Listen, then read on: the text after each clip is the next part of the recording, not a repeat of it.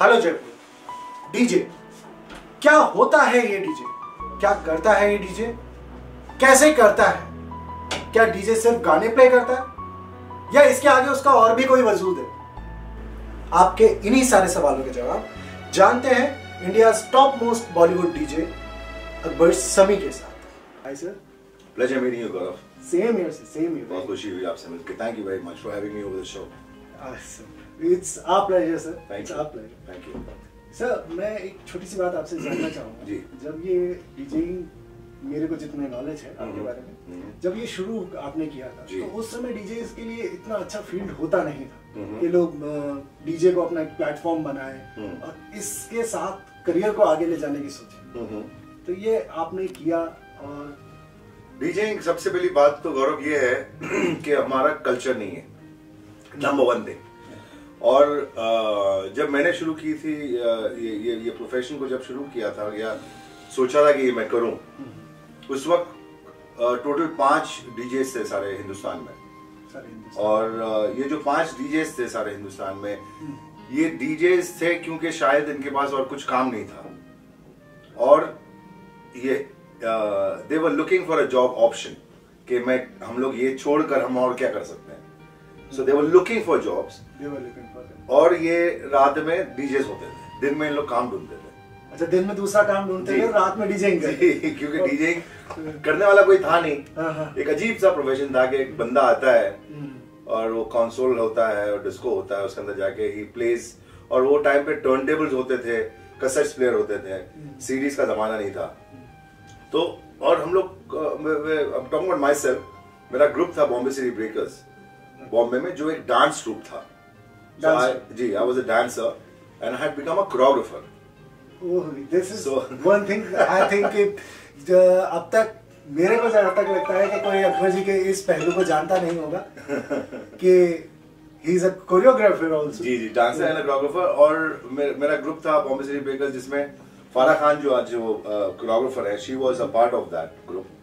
Arshad Warsi was there, Longinus was there, who was a choreographer for the song called Jai Ho for Slumdog Millionaire. And you know, अब कोई pilot बन गया, कोई क्या बन गया, you know, so वो और हम ट्रैवल करते थे। तो when we used to travel, I used to, और ये mainly events होते थे क्लबों में और या तो फिर कोई स्टेज पे होता था। तो I used to see and interact with the DJ over there. तो फिर वो समझ में आती थी बात कि भाई ये एक मजबूरी में ये आदमी काम कर रहा है, तो फिर ये भी मजबूरी में कर रहा है, वो भी मजबूरी में कर रहा है, ये भी मजबूरी में कर रहा है। तो एक अजीब सी बात थी जहन के पीछे। तो जब हम बम्बई आए और बैक होम, और वहां पर जब हमारा ये इवेंट हुआ जिसका नाम था बॉडी टॉक, और एक था हार्ट अटैक, 2 शोज थे, इट वाज अ म्यूजिकल। तो जो वहां पर के जो करंट डीजे थे बॉम्बे में, वो एक 5 स्टार होटल था और वो बगैर क्लब को इन्फॉर्म किए हुए छुट्टी पर निकल गए अपने गांव। तो अब वो ऐसा वक्त था कि अगर उस वक्त अगर मैनेजमेंट के पास डीजे नहीं हो तो वो फोन उठाकर दूसरे डीजे को नहीं बुला सकते। अच्छा, क्योंकि डीजे है ही नहीं, लिमिटेड डीजे तो कोई है ही नहीं। हाँ, मतलब ये प्रॉब्लम डीजेस का नहीं, मैनेजर्स का भी था। मैनेजर्स का भी, सबका था। बिकॉज़ अगर डीजे बीमार हो गया, डीजे बीमार नहीं हो सकता। डीजे बीमार नहीं हो सकता, नहीं, डीजे का जॉब वो कोई करने वाला है नहीं। सो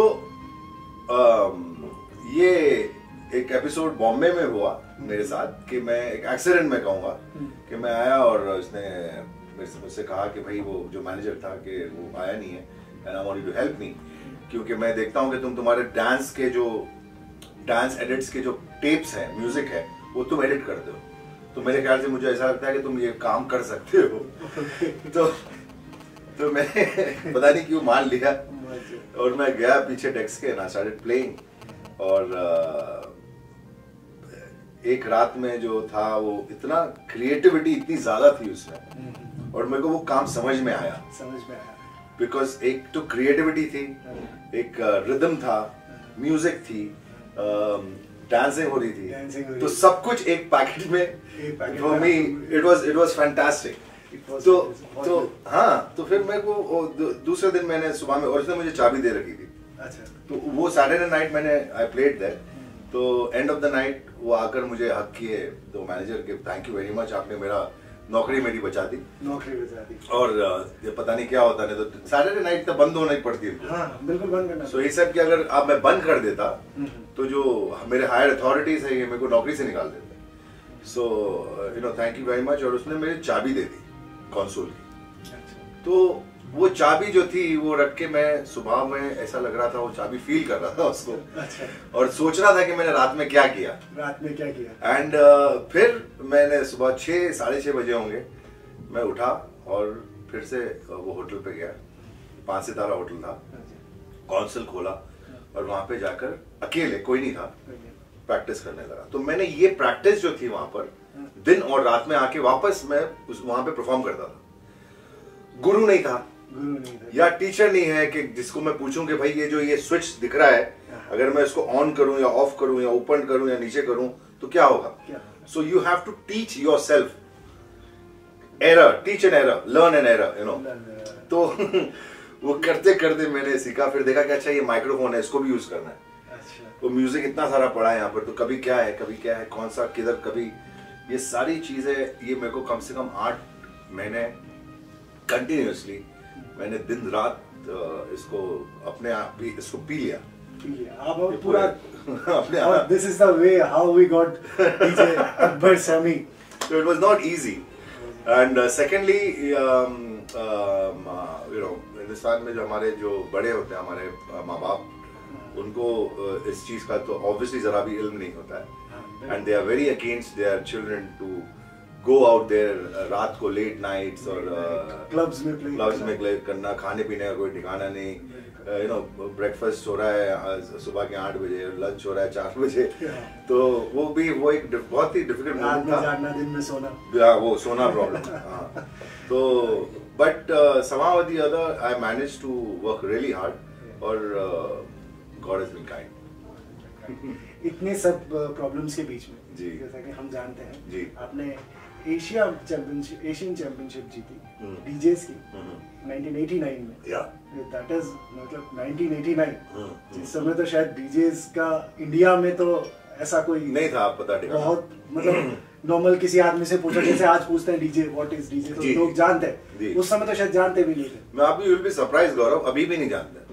अभी भी काफी लोग हैं, अभी भी काफी जिनको इनके इसके बारे में कुछ पता नहीं। डीजे पता है, लेकिन डीजे क्या है डीजे तो वो नहीं पता उनको। उसको ऐसा लगता है कि वो एक आदमी आता है और वो म्यूजिक बजाता है, वो म्यूजिक बजाता है।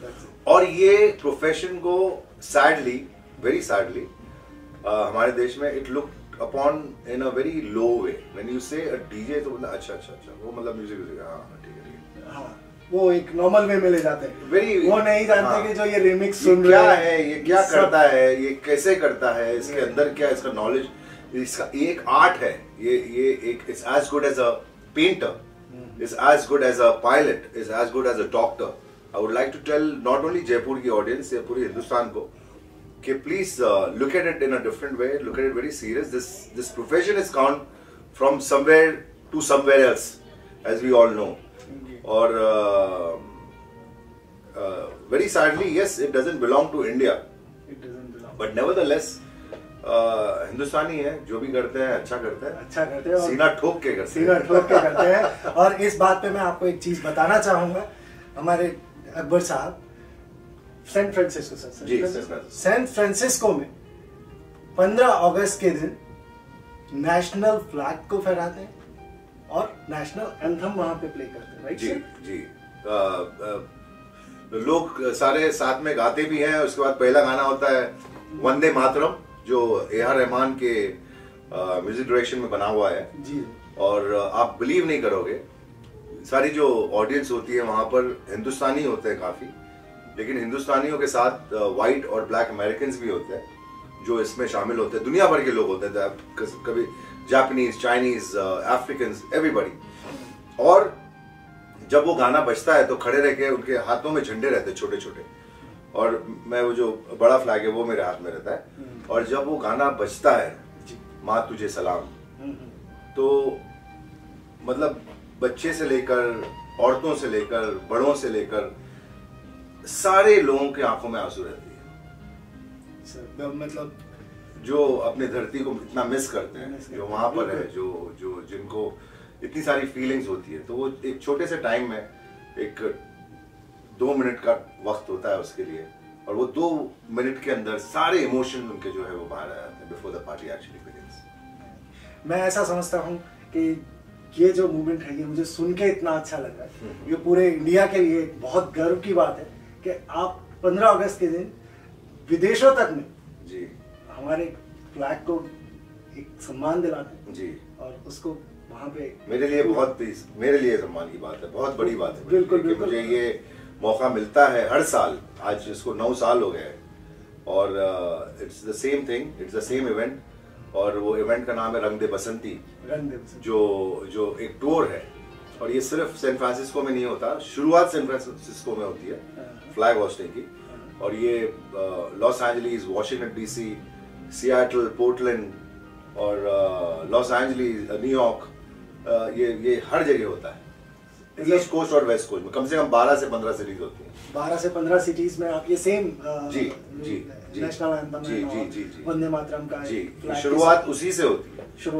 होती है, और ये आप पूरा लेके चलते। इट्स मैं ये समझता हूँ कि पूरे इंडिया के लिए, नॉट ओनली फॉर जयपुर, पूरे इंडिया के लिए ये बहुत गर्व करने वाली बात है। थैंक यू वेरी मच गौरव। मेरे ख्याल से आप एक पहले रिपोर्टर हो जो इस मुद्दे के ऊपर आपने डिस्कशन की, and I am really feeling great, and it's a pleasure that I'm sitting here and talking to you. It's my pleasure, all mine, sir. Very my pleasure, sir. Thank you. मैं आपसे ये पूछना चाहूंगा, आपने जब DJing शुरू किया, वो एक समय ऐसा था जब डीजे को कोई पहचानता नहीं, और आप अपनी डीजेइंग को इस मुकाम तक लाए जहां आज मैं अगर अपनी उंगलियों पे गिनना चाहूँ उन बॉलीवुड गानों को जिनको आपने रिमिक्स किया, जिनको आपने म्यूजिक दिया, अलग तरीके से पेश किया, वो आज मैं उंगलियों पे नहीं गिन सकता। जी बहुत Gaurav, thank you very much for recognisation, but बहुत सारे एल्बम्स किए और बहुत इंडस्ट्री में, बॉलीवुड इंडस्ट्री के अंदर बहुत काम किया, for music directors and for producers, for films. I have directed music directed for films also. इश्क विश्क आए थे? हाँ, इश्क विश्क में तो मैंने आपका था वो थोड़ा सा एक मैंने कैमियो किया था वो फिल्म में। अच्छा। बट बिसाइड्स दैट जलवा वाज जलवा जो एल्बम था, that was one of the first Indian remix albums, और वहां से फर्स्ट इंडियन रिमिक्स एल्बम, और वहां से ये सारी शुरुआत वहां से हुई थी। और उसके पहले मैंने बहुत ही लाइव करता था मैं, ये जो रिमिक्सेस जो है एल्बम में, इसी चीज को लाइव करता था डीजेस कंसोल के अंदर आप live I to make it, या एंड और आई टू कॉल जो म्यूजिक कंपनीज के हेड्स होते हैं उनको मैं बुलवा कर उनको ये सुनवाता था कि ये एक दूसरा आर्ट फॉर्म ऑफ म्यूजिक है। तो लोग उसको इम्पोर्टेंस नहीं देते थे, मतलब आते थे, सुनते थे, बोलते थे अरे बहुत अच्छे, बहुत बढ़िया, वाह वाह वाह, और बस वही होता उसके बाद कुछ नहीं, तो मैं बैठे रहता था। तो फिर एक म्यूजिक कंपनी आई जिसने मुझे ये मौका दिया, लेकिन जब तक मैंने जो रिमिक्सेस को थोड़े से साइड में रख दिए थे, फिर मैं ओरिजिनल कंपोजिशन करने लगा था। फिर जो मेरा प्रोजेक्ट था, it was all India folk album.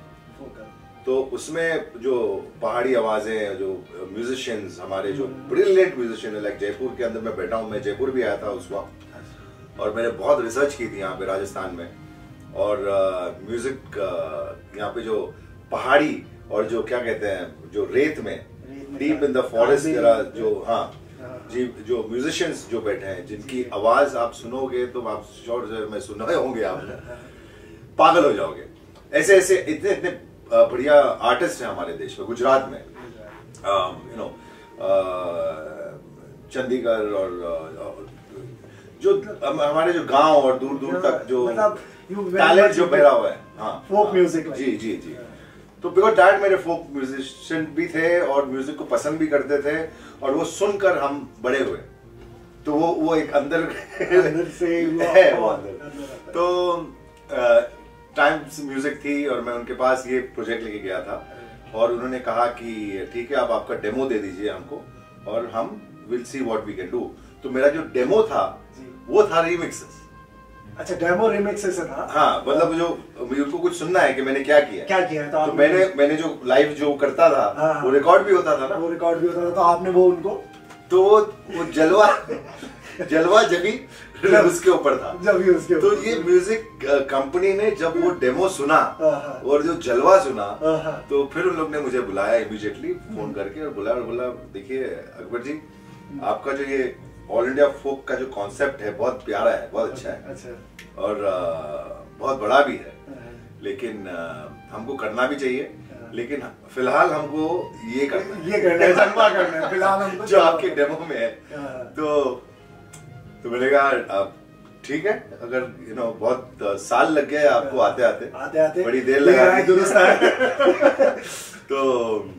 तो वो फोक एल्बम साइड में रह गया, और जलवा मैंने फिर से उसको लेके जाके स्टूडियो में उसको रीवर्क करके उसके ऊपर सारा काम करके उसको सजा जगा के फिर से उसको नया बनाकर उनको दिया, और वो रिलीज हुआ, और उसकी सक्सेस पर वाले का करम है कि वो बहुत जबरदस्त सक्सेस मैंने सुना है। जी बहुत जबरदस्त सक्सेस था उस समय। शायद मैं जहाँ तक जानता हूँ जितने भी डांस ग्रुप वगैरह छोटे मोटे बड़े अच्छे से अच्छे सब एक बार जलवा पे तो जलवा था, जादू एक एल्बम था जिसमें एक गाना था सारा जमाना, उसका जो वीडियो था, और थर्ड एल्बम वाज जलवा 2 अगेन, जिसमें रात बाकी था एक वीडियो सॉन्ग, एक था डगाला लागली कड़ा, एक मराठी फोक सॉन्ग, वो गाने के ऊपर भी काफी मेहनत मुशक्कत करनी पड़ी थी, लेकिन वो गाना बहुत हिट हुआ, वर्ल्ड पूरी दुनिया में बहुत फेमस हुआ था। बिल्कुल, पूरी दुनिया में जैसे आप फेमस हैं वैसे गाना भी बिल्कुल आपका फेमस होना चाहिए। अकबर जी, मैं एक सवाल छोटा सा और आपसे ये जानना चाहूँगा कि जो अभी नए जो डीजे इनके में लड़के आ रहे हैं आज अपना फ्यूचर बनाना चाह रहे हैं, बहुत ज्यादा लोग हैं, तो उनके लिए कुछ ऐसा कि उनको क्या करना चाहिए, किस तरीके से अपने आप को गाइड करना चाहिए, क्योंकि जैसा आपका मैंने सुना, आपका मैं समझा, आपको मैं जान पाया, आपने तो खुद को खुद बनाया। जी you are a self made man, आपने खुद सीखा, खुद सब किया, अब वो लड़के कुछ सीख के कुछ करना चाह रहे हैं। तो गौरव, मेरे ख्याल से हर काम में, हर प्रोफेशन में अगर आप मेहनत और आपका जो फोकस रहता है वो अगर सॉलिड रहे, आपके जो पैर है वो जमीन पे रहे, और जो मैं कहूँगा अगर आप कोई भी प्रोफेशन में हो, ये सिर्फ डीजेइंग के लिए नहीं है, अगर आप मेहनत नहीं करोगे तो आप वहाँ पहुँच नहीं सकते। और ज्यादातर मैंने देखा है मेरी जिंदगी में, मैं रोज कोई ना कोई नए वानबी डीजे को मिलता हूँ, या तो उनका फोन आता है कि हमको प्लीज आप हेल्प कीजिए, हमको ये कीजिए, हमको वो कीजिए, तो मुझे एक तरह से अच्छा भी लगता है, एक तरह से अजीब भी लगता है, बिकॉज जब तक आपको ये अंदरूनी फीलिंग नहीं हो कोई भी काम जिसकी, आपका जो भी प्रोफेशन है या उनका जो भी प्रोफेशन है या मेरा जो भी प्रोफेशन है, जब तक ये अंदरूनी नहीं होगा, दिल से नहीं होगा, तो कंप्लीट नहीं होगा। बिल्कुल। तो लोग आते हैं मेरे इवेंट्स में, जो मेरे फैंस होते हैं और जो वानबी डीजेस होते हैं, वो आके देखते हैं कि अरे मुझे वहां पहुंचना है जहाँ ये बंदा खड़ा है, और वहां पहुंचने के लिए मैं सीधा उसके पास जाऊंगा और उसको बोलूंगा कि मेरे को वहां पहुंचा दो। It's not possible, it's not possible. बिल्कुल। तो सैडली ये सिचुएशन है, और या तो लोग अपने कॉन्टैक्ट्स को यूज करके अपने आप को वहाँ शॉर्टकट से जाने की कोशिश करते हैं, जो भी वो वहां पर भी फिर भी नहीं पहुंच सकते। आप जितना शॉर्टकट लोगे उतनी बुरी तरह गिरोगे। ये बिल्कुल। तो मैं ये कहूंगा जो जिनको ये प्रोफेशन में आना है कि जब तक आपके पास सुर, संगीत, रिदम का थोड़ा बहुत नॉलेज नहीं हो, तो आप इसमें नहीं आ सकते। क्योंकि नॉर्मली मैं जहाँ तक समझता हूँ, लोग डीजेइंग को ऐसा समझते हैं कि बस थोड़ा सा प्ले कर लिया और उनके लिए म्यूजिक बना लिया, बिल्कुल, तो बस हम डीजे हो गए। बिल्कुल। तो वो वैसी बात नहीं है। ये जैसे कि मैंने पहले भी आपसे कहा कि ये आर्ट है, ये कोई इजी काम नहीं है। 24/7 आप देख रहे हो, हेडफोन्स मेरा वहाँ पे पड़ा हुआ है, ये लैपटॉप खुला हुआ है, देख सकता हूँ मैं, ये मेरे बिस्तर पे रखा हुआ है। जब मैं एंटर हुआ था तब भी मैंने ये नोटिस किया था कि आप ये 24/7 का काम है। ये इतनी मेहनत है इसमें कि मेरे ख्याल से और कोई काम में इतनी मेहनत नहीं होगी जितनी इसमें होगा, बिकॉज आप दिन और रात संगीत जो है पूरी दुनिया भर में रुकता नहीं बनने का, लोग बनाते रहते हैं, न्यू रिलीज होते रहती हैं, all the charts, there are UK charts, there is Europe charts, there is African charts, there is charts all over the world. Charts all over the world. And our job is to feed my audiences or our audiences with that newness of sound. Newness of sound. Which we are getting from all over the place. Even if it's from Africa or Dubai.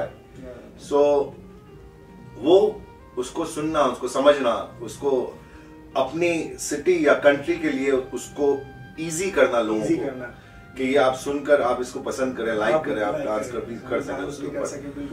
तो वो एक itself is an art form. And yes, so I would suggest that if you are not seriously into it from your heart, then it's no point doing it. No point doing it. No point. You're wasting your time. Totally agreed, sir. दिल से समझते हैं. तो कहाँ पहुँच सकते हैं और कितना पहुँच सकते हैं, उदाहरण आपके सामने है. और Thank you. इसी के साथ मैं अकबर जी से का धन्यवाद करना चाहूँगा कि ये हमारे पास साथ बैठे, अपना कीमती वक्त में से इतने, जैसा मैं इनसे जान पाया हूँ, कल रात से ये प्ले कर रहे हैं, फिर उसके बाद फ्लाइट में सफ़र किया है, फिर अभी भी शायद पूरी सो भी नहीं पाए ढंग से, फिर भी हमें अपना कीमती वक्त निकाल के. Story of my life. It was a pleasure meeting you, Gaurav. Same here, sir. Same here. Jaipur, ये थे डीजे अकबर सामी, जो आज जयपुर में वैलेंटाइंस डे की स्पेशल पार्टी के लिए आए हैं. Thank you, Jaipur. Thank you, Gaurav, for having me over on the show. And wishing you all great success. Have a great life. और आप सबको मेरी तरफ से a very happy Valentine's Day. Good night. ये थे डीजे अकबर समी, जिनसे हम जान पाए कि एक डीजे का प्रोफेशन कितना संघर्षपूर्ण और रोमांच भरा होता है. अगर इस प्रोफेशन को पूरी मेहनत, लगन और ईमानदारी के साथ अपनाया जाए तो यह आपको एक सुनहरा भविष्य दे सकता है, जिसका जीवंत उदाहरण डीजे अकबर समी है, जिन्होंने विपरीत परिस्थितियों में इस प्रोफेशन को अपनाया और आज इस प्रोफेशन के शिखर पर बैठे. आपसे फिर मुलाकात होगी ऐसी ही किसी नई शख्सियत के साथ. तब तक के लिए मैं गौरव आपसे इजाजत चाहता हूं. हंसते रहिए, मुस्कुराते रहिए और बने रहिए pinkcityreporter.com के साथ.